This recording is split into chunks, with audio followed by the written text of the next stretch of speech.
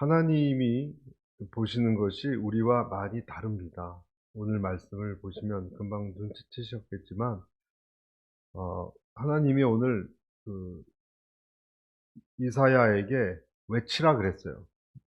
하나님이 이사야에게 무엇을 외치라 그랬냐면, 지금 기도하는 사람들의 저 모습을 좀, 거짓된 모습을 좀 폭로하라 는 뜻입니다.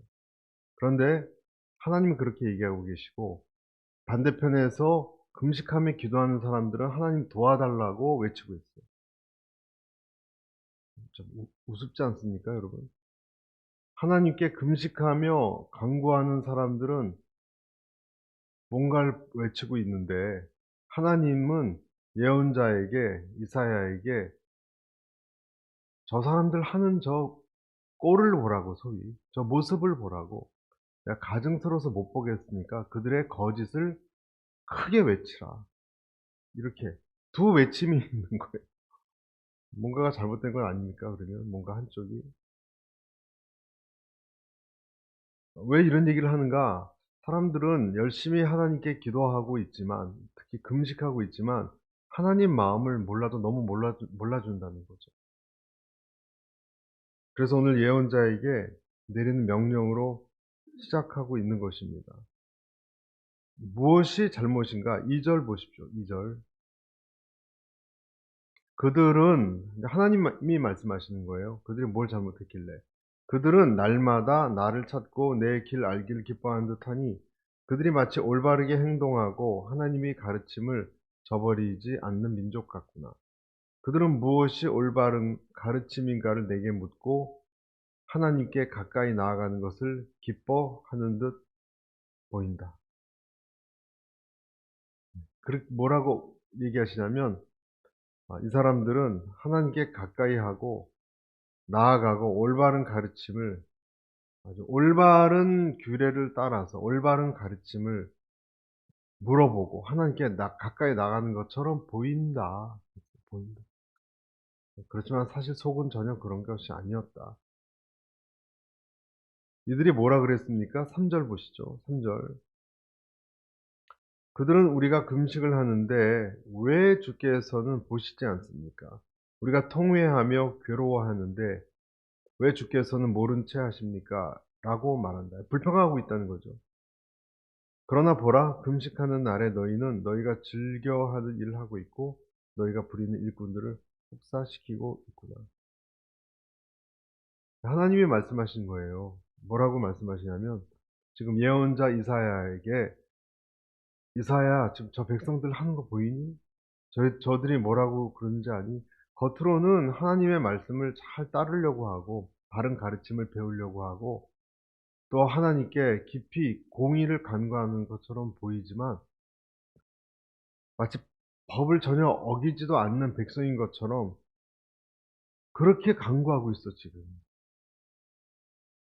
기가 막히다, 이사야야. 내가 보니 참 기가 막히다. 저들은 어떻게 하는지 아니? 하고 하나님이 이사야에게 하나님의 답답한 것을 얘기하고 있어요. 저희들은 금식을 한다고 하면서 오락을 즐기고 있고, 그리고 다른 사람에게 가혹한 일을 시키고 있고, 4절에는 뭐라고 나옵니까? 4절에는 싸우고 다투고 못된 주먹질까지 하면서 금식을 한다는 거예요. 오늘날 같을 때는 차라리 금식을 하지 말라. 5절 뭐라 그러고 나옵니까? 5절. 이것이 내가 받고 싶은 금식이냐? 하나님께서 말씀하시고, 그냥 갈대처럼 고개를 숙이기만 하고 굵은 베옷과 재를 펼쳐 놓는 것뿐 아니냐? 고개를 숙이는 형식을 취했고요. 그다음에 베옷을 입고 재를 펼쳐 놓고 옷을 찢는 듯한 그런 것뿐만이 아니냐? 이것이 너희가 금식이라고 부르는 것이냐? 이것이 너희가 여호와께서 기꺼이 받으실 만한 것이냐라고 말하는 것이냐? 왜 금식을 하면서 한쪽으로는 오락을 하고 논쟁을 하고 주먹을 휘두르고 다른 사람에게 네가 하지 못할 힘든 일을 시키고, 그러면서 너희 목소리가 나한테 상달되게 하려고 하느냐. 이걸 어떻게 금식이라고 말할 수 있느냐. 참 애쓴다. 애쓴다. 그러나 이것은 헛되다. 그 얘기입니다. 다 헛수고다. 굉장한 열심을 가지고 한편에서는 하고 있고 한편에서는 그러니까 마음이 다른 거죠, 여러분. 형식과 마음이 따로 노는 이중적인 모습을 지금 꼭 짚고 있는 것입니다. 금식은 내가 먹고 싶은 것을 억제하면서 내 마음의 간절함을 하나님께 호소하고 절박하니까 그리고 간구하는 행동입니다. 나의 잘못된 것을 회개하는 동시에 간절히 원하는 어떤 것이 있으면 그것을 너무 절박하니까 에스더가 민족들이 다 큰일 날 뻔했을 때 금식했잖아요, 온 민족이.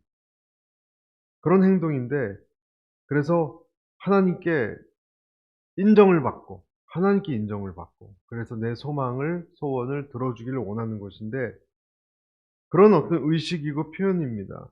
그런데 잘못된 행동을 속으로 보이고 있다면 하나님은 전혀 이런 것이 하나님 보시기에는 가증스럽고 헛수고다라고 말씀하고 있어요. 그래서 저희가 오늘 이 말씀을 들을 때 그 헛수고하지 않게 되기를 바라요. 저와 여러분.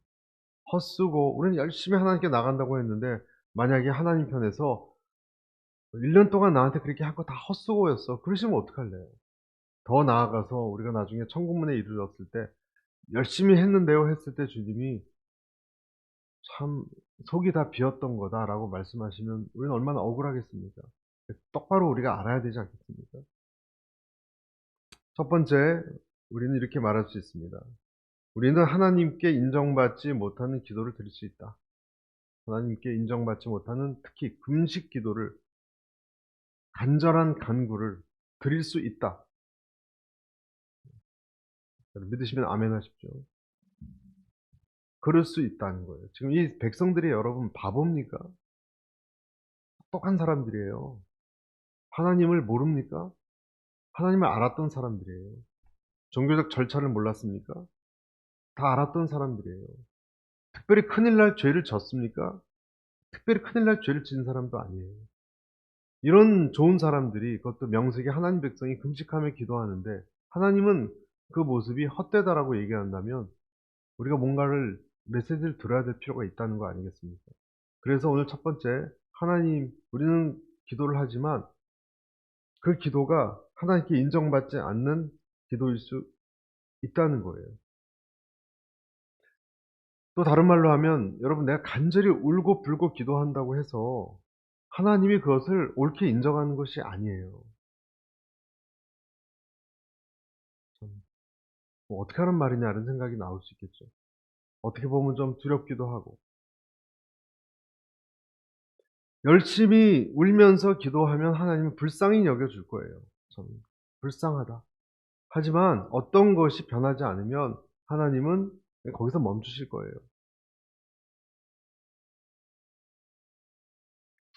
예를 들어 보겠습니다. 실제 있었던 일인데 어느 권사님이 그전에 제가 오늘이 서빙고에서 금요철야를 맡았었어요. 금요철야 예배는 그때 당시만 해도 새벽 2 시가 좀 넘게 끝났습니다. 너무 힘들었어요 저는. 왜냐하면 지난주 왔던 사람들이 또 기도받는다고 그러고 기도 줄이 이렇게 있는데 그 기도를 하려면 2 시가 넘어야 돼요. 너무 힘들어요. 같이 도와주셨던 스태프분들은 1 시쯤 되니까 다 집사님들이니까 그냥 많이들 집에 가셨어요. 저만 맨 마지막엔 저만. 그런데 그때도 늦게까지 기도하시는 모 권사님이 계셨어요. 너무 훌륭하지 않습니까 여러분? 매주. 그래서 저도 알고 저희 어머니도 알고 하여간 저희 관악 공동체 분들이 다 알아요. 그 권사님이 누군지. 근데 그분을 알고 봤더니 금요철에만 그 저는 제 집회만 오시는 줄 알았거든요. 목요 심화에도 오세요. 목요 심화에. 와 대단하시다. 알고 봤더니 수요 예배는 한 번도 안 빠지셨네. 훌륭하다. 그 정도가 아닙니다. 새벽 기도 그것도 일부 새벽 기도를 계속 나오세요 이분이. 금요철에 목요일이면 수요 예배, 주일 예배는 말할 것도 없고 주일 예배도 아마 한두 번 갖고는 성이 안 찼을 거예요, 이분은. 새벽기도도 나오시고. 그런데 제가 "저분 참 훌륭하지 않느냐."라고 물어봤더니 어떤 분이, 또 저희 어머니께서도 그런 얘기 하셨는데 그렇지 않다는 거예요.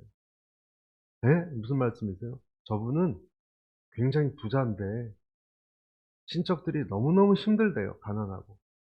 근데 생전 한 푼 안 도와줘." 저 그 얘기 듣고 '아이 그래도 무슨 사정이 있겠지. 그럴 리가 있나.' 생각했어요. 또 알고 보니까 그 공동체에서 같이 참여하는 일에도 전혀 참여하지 않고요.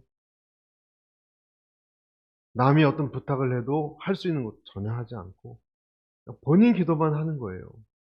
도대체 무슨 기도를 하시는지를 모르겠어요. 어떤 분은 그냥 본인이 잘 살게 해 달라는 그 기도일 거라고, 그런데 확인된 바가 없지만 저는 그때 속으로 생각했습니다.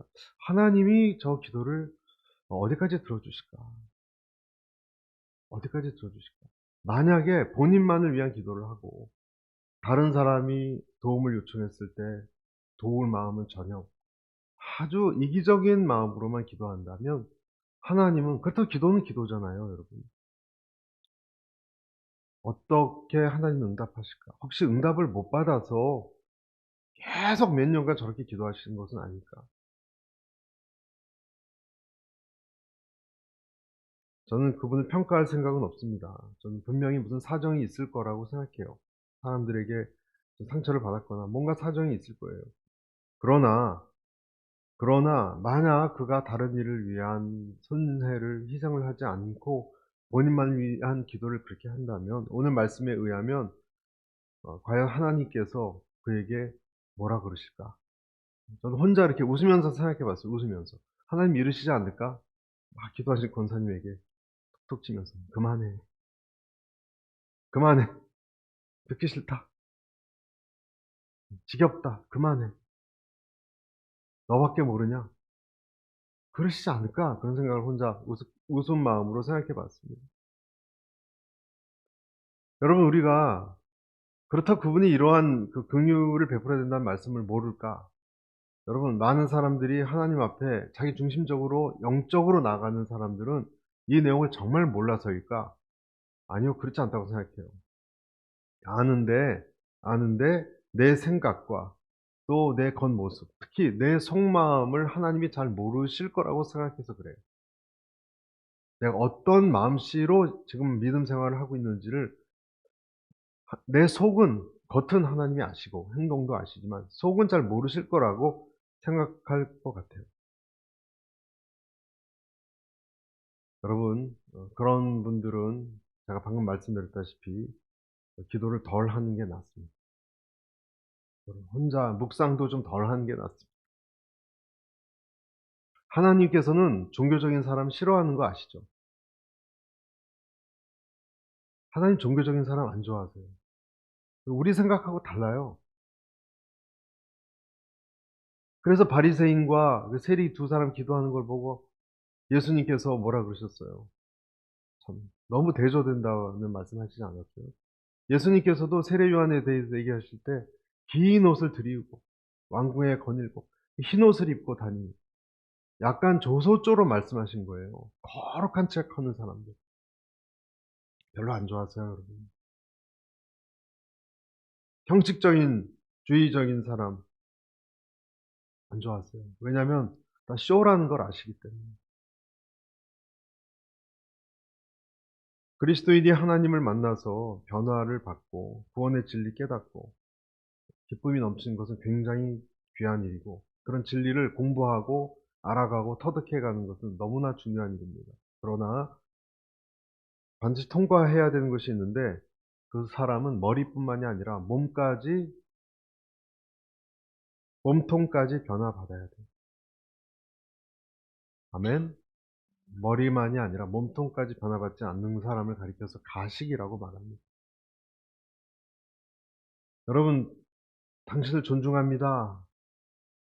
사랑합니다. 그렇게 얘기하고 찾으면은 보이지도 않는 사람, 그런 사람 있지 않습니까? 뭐 가식이죠. 이런 이중인격자의 모습에 대해서 '왜 그럴까?' 우리는 생각해 봅니다. 왜 그럴까요, 여러분? 두 가지 이유예요. 첫째는 그가 하나님을 진짜 하나님을 잘 몰라서이고요. 하나님이 어떤 분인지 잘 몰라서 그렇고요. 또 한 가지는 자기 자신을 잘 몰라요. 그래서 그렇게 되는 것 같습니다. 로마서 2장 28 절에 보면 겉으로 유대 사람이라고 해서 참 유대 사람이 아니고 몸에 받은 할례가 참 할례가 아닙니다. 오히려 속 사람이 유대 사람이라야 참 유대 사람이며 문자화된 율법에 의해서가 아니라 성령으로 마음에 받은 할례가 참 할례입니다. 그 칭찬은 사람에게서가 아니라 하나님에게서 옵니다. 형식적 믿음의 그 나쁜 점 중에 하나는 그렇게 하다 보면 자기 스스로를 속인다는 거예요. 자기 스스로를 많이 속일 수 있어요. 굉장히 훌륭하다고 생각해요, 자기를. 존 라일이라는 사람이 이런 글을 썼습니다. 그의 글에 보면 이런 내용이 있습니다. 그들은 규칙적으로 공적 예배에 참석하며 성찬에 참석하고 교리를 읊조릴 수 있습니다. 그러나 내면의 변화의 능력이 삶으로까지 이어져 바뀌지 않는다면 그들은 말로만 이루어진 그리스도인입니다. 머리로 복음의 이론을 알고 교훈을 알며 불신자들의 어둠에 대해 안타깝게 말할 수 있지만 그들의 내적 생활과 실생활에서 보면 그들을 통해 성령의 역사가 이루어지지 않습니다. 그러면 그들은 실제로 진실되거나 겸손하거나 온유하거나 정직하지 않은 것이며 그런 사람들이 아닌 것입니다. 존 라일 유명한 목사님이시죠. 경건의 모양은 있지만 경건의 능력이 없는 사람들의 신앙은 속이 텅 빈 것입니다. 속이 텅 빈 것이 왜 위험하냐면요. 마지막 때는 불의 심판이 있고 다 태워진다 그랬거든요. 나중에는 남은 게 없어요. 이것이 사도 바울이 계속 얘기했던 조상의 유전이에요. 형식. 그래서 어 우리는 질문하고 싶은 것이 내가 텅 빈 신앙인인지 아닌지 어떻게 구별할 수 있는가? 여러분 궁금하죠? 내가 정말 텅 빈 신앙인지 아닌지, 또 텅 빈 신앙이면 왜 안 바뀔까? 이 부분 두 가지를 생각해 봅니다. 첫째, 내가 텅 빈 신앙인인지 아닌지 어떻게 알 수 있는가? 첫째, 내가 가장 중요하다고 여기는 것이 흔들릴 때, 그때 여러분의 반응을 보세요. 내 옥합이 내 옥합이 있어요, 나한테 사람마다. 그것을 하나님이 달라고 요구할 때 어떻게 반응하는지 보세요. 부자 관원, 이야기 아시잖아요. 굉장하다고 생각했어요, 자기가. 그런데 하나님이 그의 옥합을 요구했을 때 재산이죠? 그에겐 재산이에요. 그는 어 손절했어요. "No thank you." 거기서 딱 그의, 적어도 그런 사건이 중요한 것이 그날 이후로 그는 예수님 앞에 아무 소리 못 했어요. 굉장한 줄 알았는데. '아 내가 하나님이 아니라 다른 걸 더 귀히 여겼구나.' 저는 제가 제 자신 얘기입니다. 제가 신학교 갈 때까지만 해도 굉장히 초월한 사람이라고 생각했어요. 뭐 나는 초월했으니까 이제 주의 일을 위해서 일을 하지. 그런데 제가 깨달은 것이 뭐냐면 제가 그때 알았어요. 아주 본능적인 것에 하는 사람이라는 걸 알았어요, 제가. 물질에. 물질에 집착하더라고요, 제가. 신학교 가면서 왜 이렇게 좋은 차들이 좋아 보이는지. 그전에는 안 그랬어요. 그런데 그런 것이 막 눈에 들어오고 자존심이 강하다는 걸 알았어요, 저에게. 내려놨다고 생각하는데 막 화가 나는 거예요, 어떨 때는. 한 번은 제 친구가 만나자고, 국민학교 동창이 잠깐 만나자고 했는데 그랜저를 타고 오는 거예요. 그래서 한 10분 동안 친구 만나서 기분 나빠서 얘기도 안 했어요. "네가 뭔데 내 앞에서 그랜저를 타고 오냐." 이런 마음이 들어서.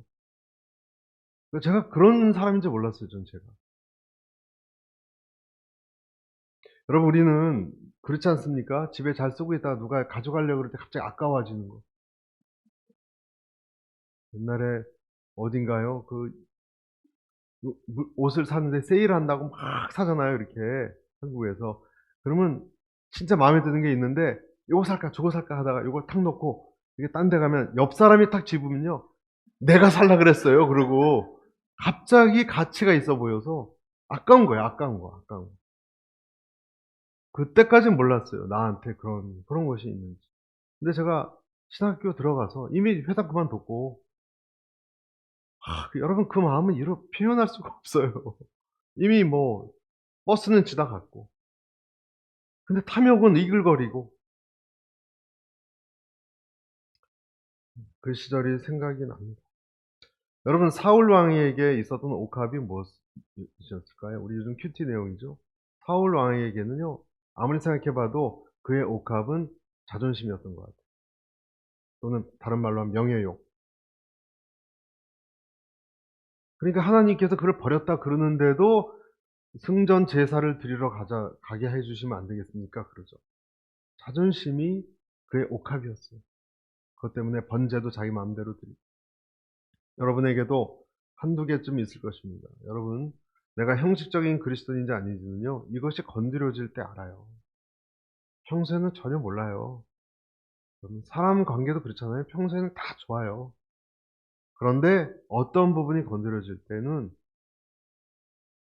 그 사람이 그 옥합을 주님 앞에 내려놓으면 다행이지만 그렇지 않을 때는 얼굴색 변합니다. 두 번째, 두 번째 우리가 형식적 그리스도인지 어떻게 분별할 수 있는가? 한없이 작아졌을 때입니다. 내가. 한없이 작아졌을 때입니다. 우린 기드온과 300 용사 이야기를 알고 있습니다. 여러분 기드온의 300 용사의 그 300이 뭘 뜻하는지 아세요? 300 용사가 우리가 흔히 생각하기에 다 부적절한 사람들은 용기 없는 사람들은 돌아가고 진짜 용맹스러운 300이라고 생각하죠. 원래 하나님이 뜻하신 것은 그런 게 아니고요. 남은 300도 별 볼일 없어요. 남은 300도. 300명을 남긴 이유는 하나님이 "너는 완전히 람보 같은 300명하고 이젠 싸워라." 라는 뜻이 아니라 가장 보잘것없는 그 사람들을 가지고, 그러니까 가장 보잘것없는 인간적인 관점에서는 전혀 이길 수도 없는 숫자까지 낮춘 거예요, 하나님이.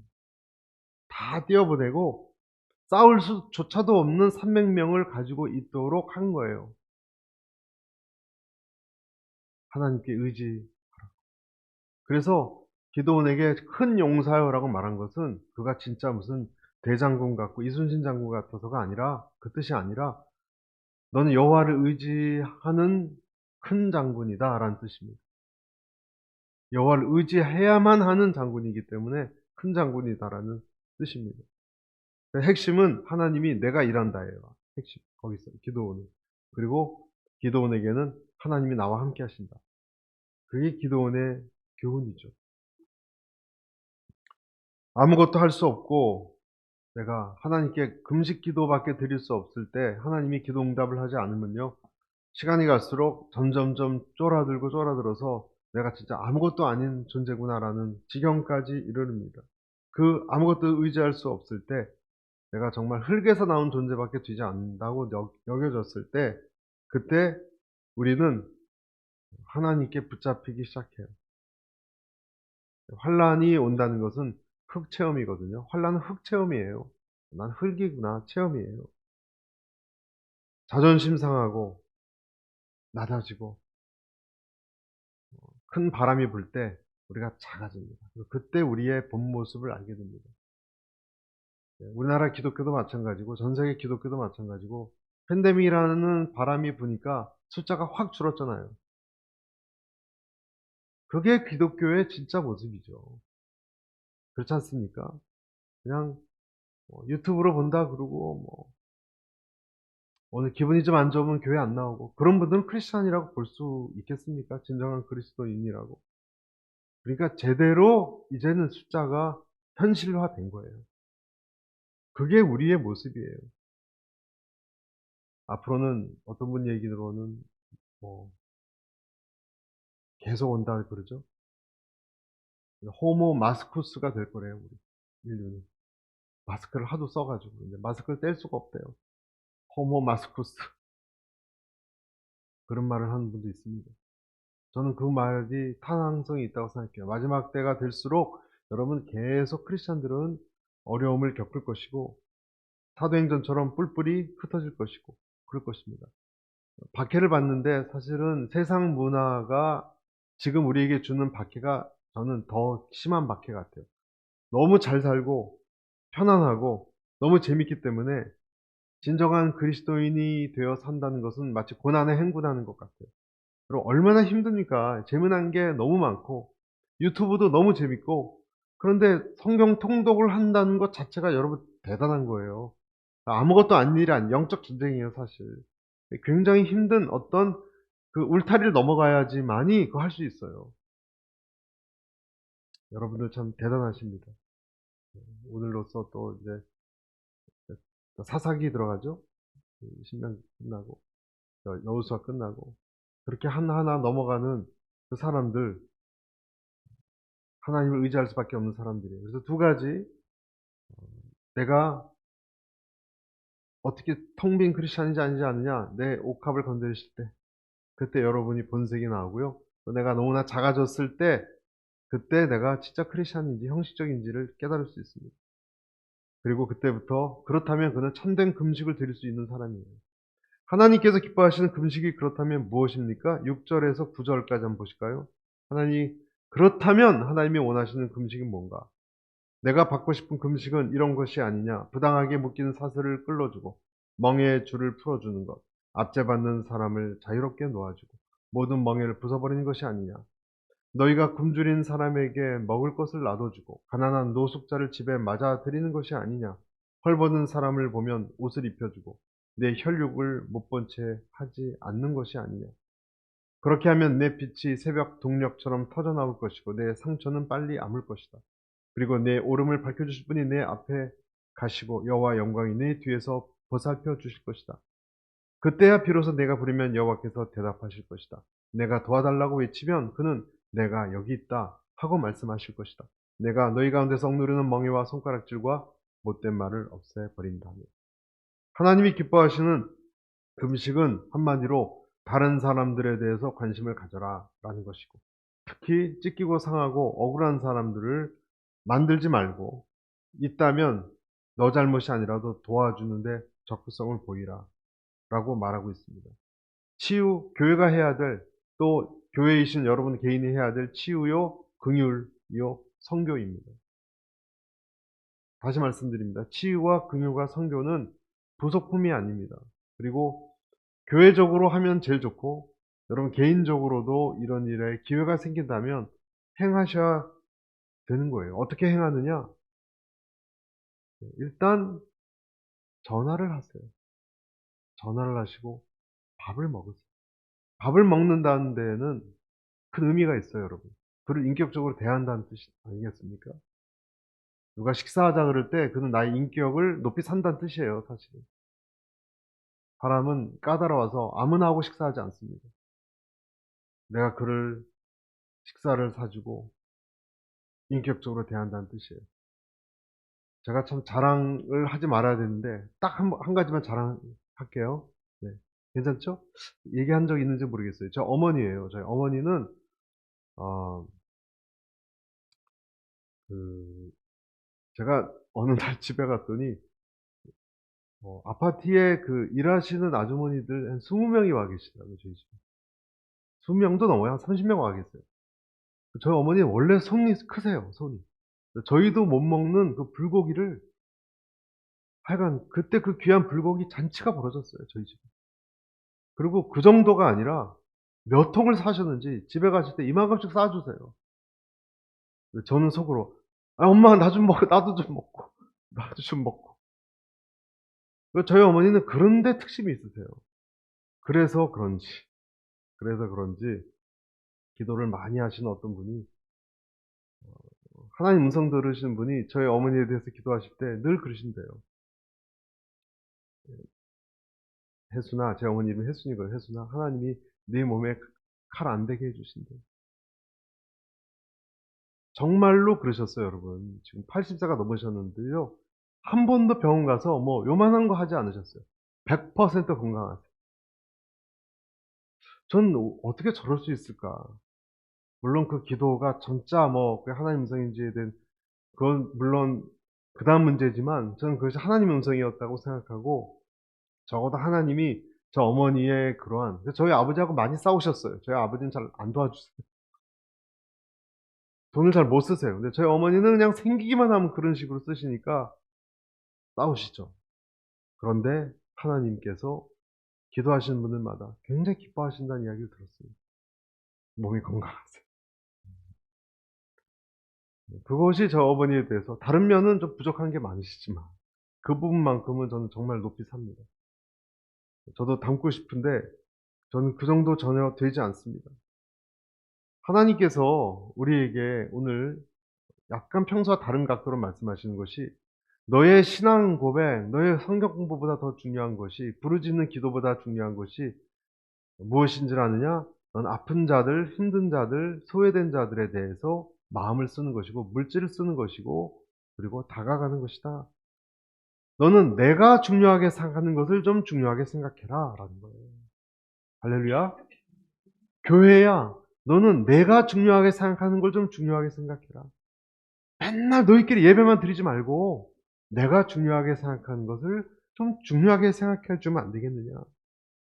그래서 여러분, 헌신과 희생은 제가 우리 읽어본 이런 상한 사람, 찢긴 사람, 이 사람들을 뭐 집에도 맞이하고 뭐 어떻게 음식 도와주고 이것이 여러분 쉬운 일이겠습니까? 여러분, 절대 쉬운 일 아니에요. 절대 쉬운 일 아니에요. 제가 옛날에 힘든 어떤 전도사님 도와주려고 돈 모은 거를 주려고 하는데 얼마나 아까운지요. 결국은 그 일을 해냈어요. 제 스스로 대견하다고 했는데 야, 남을 목돈 도와주는 게 진짜 힘들구나 줄 알았어요. 그것도 제가 별로 없었을 때. 여러분 진짜 희생이 뭔지 헌신이 뭔지는 해본 사람만 알지 남들 조그만 희생도 굉장한 겁니다, 여러분. 그래서 바울은 갈라디아서 6장 17절 이런 말씀이 있어요. 같이 읽어볼까요? 시작. 이제부터는 누구든지 나를 괴롭게 하지 마십시오.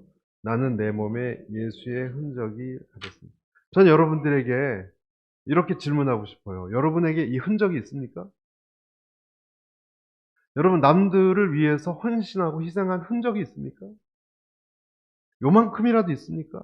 여러분 평생 살아오면서 괴롭다, 갈등하면서 누구를 도와주신 적이 있습니까? 너무 쉽게 한 10불 도와주는 거 말고요.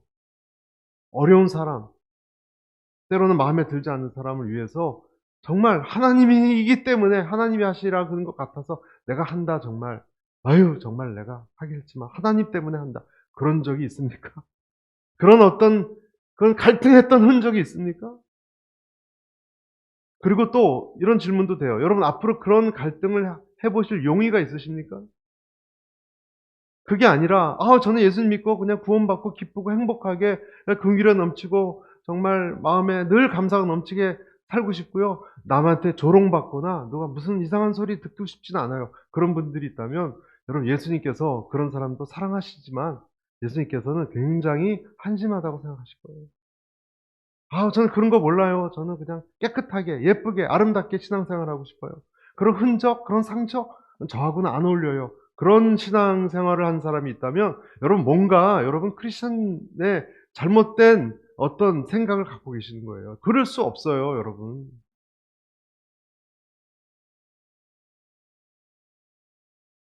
내 자존심 상처 당하면 안 되고 누가 나한테 한마디 하면 그냥 화가 나서 두 배로 복수해야 되고 그런 크리스천이 있다면 뭔가가 오늘 하나님 보시기에 저 사람 봐라 쟤 봐라 쟤 그럴 사람일 수 있어요, 여러분. 이런 상책이 난 흔적이 있어야 돼요.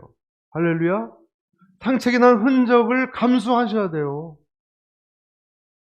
힘에 지나도록 이란 표현을 쓰잖아요, 바울은. 교회가 교회다우려면 그런 것이 있어야 돼요. 우리끼리 구원방주에 들어와서 남들은 물에 빠져 죽는데 두둥실둥실 어야 여차 그리고 하늘 날아갈 겁니까? 아무 희생도 없이 나만 좋고 나만 기쁘고.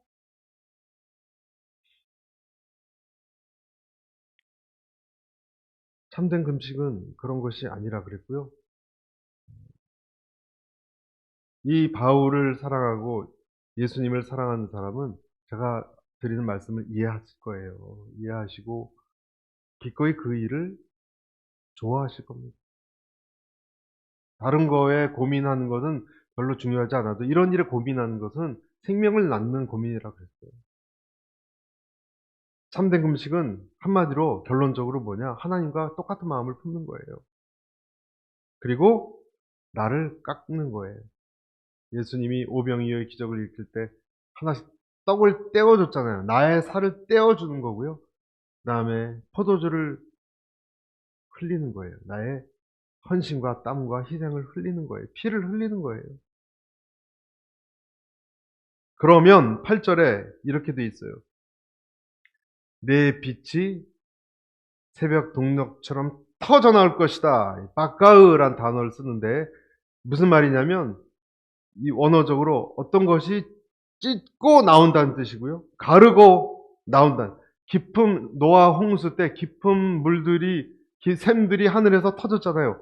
그때 쓰는 단어예요. 그렇게 하나님의 빛이 쏟아져 너에게 쏟아져 내릴 것이고 노아의 홍수가 갈라지듯이 너를 막았던 것들이 갈라질 것이고 그리고 오래된 저 가죽 부대가 찢어지듯이 거기에 찢어지면서 빛이 거기로 터져 나올 것이고 용서가 적군의 방어선을 뚫을 듯이 뚫었다는 뜻입니다. 이것이 새벽빛이 하늘에서 내려온다는 뜻이 여기서 그 단어를 썼습니다. 그래서 치유가 급속할 것이고 내 삶의 공의로움이 앞뒤에서 호위하고 하나님께서 내 앞뒤에 호위하신다고 보호하신다라고 이야기하고 있습니다. 여러분 이 축복을 받는 저와 여러분이 되시길 바랍니다. 그래서 요엘서 2장 13절 너희는 옷을 찢지 말고 마음을 찢고 너희 하나님 여호와께로 돌아올지어다. 그는 은혜로우시며 자비로우시며 노하기를 더디하시며 인애가 크시사 뜻을 돌이켜 재앙을 내리지 아니하시네. 여러분 제가 아까 말씀드렸듯이 하나님께서는 종교적인 사람을 안 좋아하십니다. 이 말씀을 잘 들으시길 바랍니다. 기도를 덜 하셔도 괜찮습니다. 내 마음이 어떤 사람에게 진정성 있게 다가갈 수 있도록 행동하고 그리고 긍휼히 여기는 사람이 될 수 있기를 간절히 축복합니다.